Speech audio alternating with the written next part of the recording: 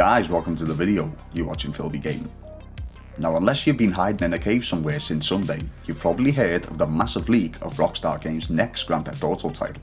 Both footage and screenshots were set free, with a hacker claiming responsibility. I understand that I'm a little late to the party, but I wanted to go through the footage carefully and grab as much information as I could. Now, I'm not here today to get into details of either how or why, but because of this, we have a lot of information for the next GTA installment.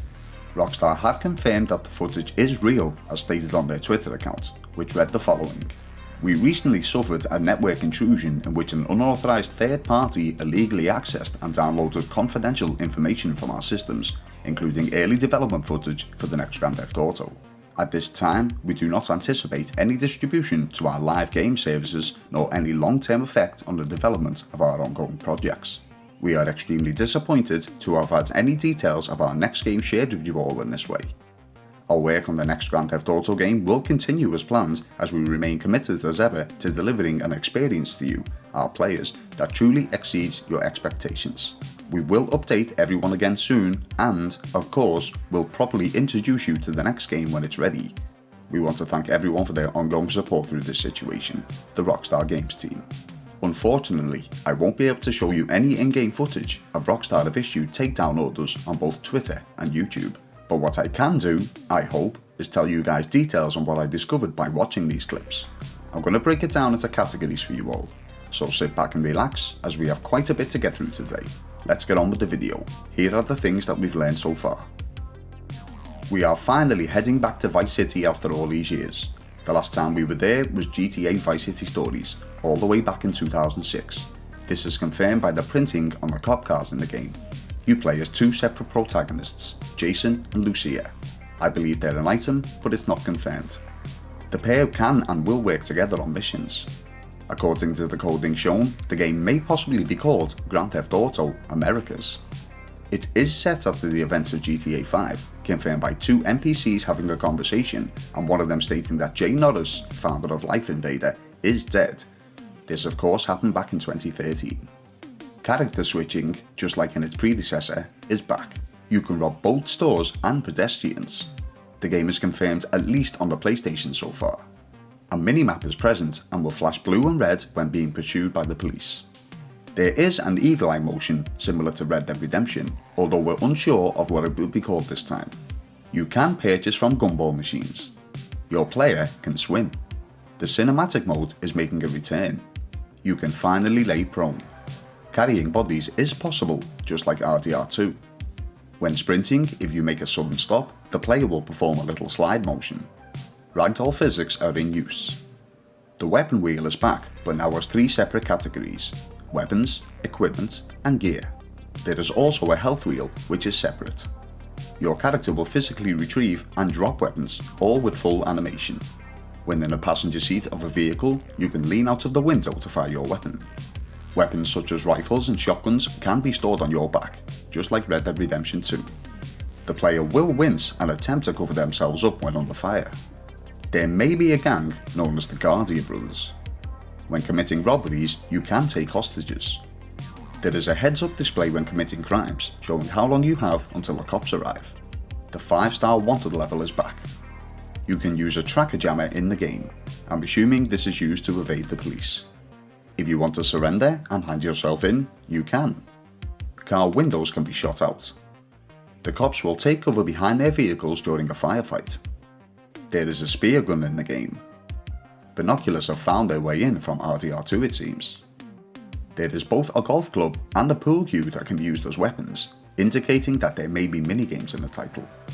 There are also golf balls, which are possibly a throwing item. Lockpicks are making their first ever appearance in the Grand Theft Auto title. The baseball bat is confirmed. Animations showed that the police will fire over tall walls when standing, as not to expose themselves. This may be possible for the player too. Breaking into containers at the docks is possible, using what seems to be a small saw. Speaking of the docks, let's look at some of the confirmed locations. There is a breakfast diner called Hank's Waffles.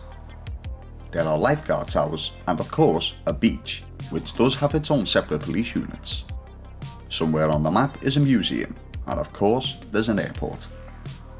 At least one strip club is in the game, which is called the Jack of Hearts and is either owned or at least managed by one R.B. Shaw. The Docks port is named Gellhorn, and it too has its own security force. There is a gas station called Quick Shop. The game files show that there is a backyard wrestling ring. There are a few more confirmed areas according to road signs. They are North Beaches, Lake Leonida, Washington Beach and Ekanfanaka.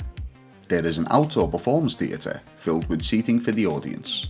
Several other locations include a bait and tackle shop, a souvenir store, a dairy farm, a trailer park and a fishing canal. Now I'm not sure if fishing is possible in the game, but due to how popular it was back in Red Dead Redemption, I would assume so. In the meantime, let's take a look at some other possible activities. There is a dice game, although we're not sure what type. The tennis courts are back, and because of the in-game weaponry I spoke about earlier, I'm assuming that both the golf course and pool tables are making a return too. The Life Invader app is still in use. There is also a messenger service called WhatUp, a parody of the popular WhatsApp application. Now before we move on to vehicles, I want to quickly point out just 2 or 3 miscellaneous things I noticed.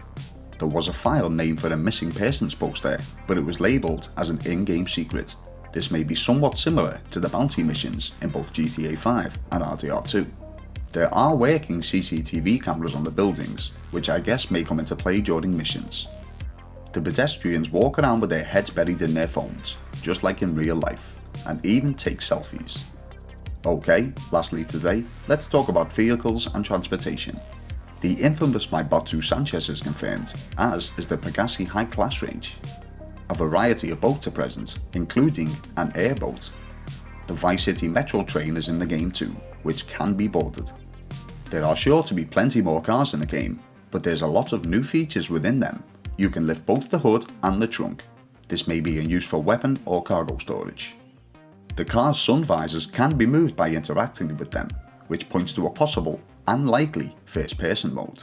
You can also adjust the rear view mirror to your liking. On top of this, the steering wheel and car seats both have moving animations and can be altered to your liking. For example, you can lower and higher both the seat and the wheel and bring them both forward and backwards. Also, the pedals physically move when they're in use too.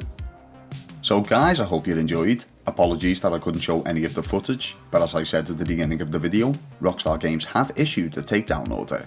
If you've already seen the videos and believe that there may be something I missed, let me know in the comment section below. Are you guys looking forward to the next Grand Theft Auto as much as I am? What do you think it will be titled? If you wish to get in touch, you can find me on Instagram at philbygaming. Hit like and subscribe if you enjoyed today's video, and turn on notifications to be the first alerted to new videos from my channel. This has been Phil from Philby Gaming, and I hope to see you all in the next one.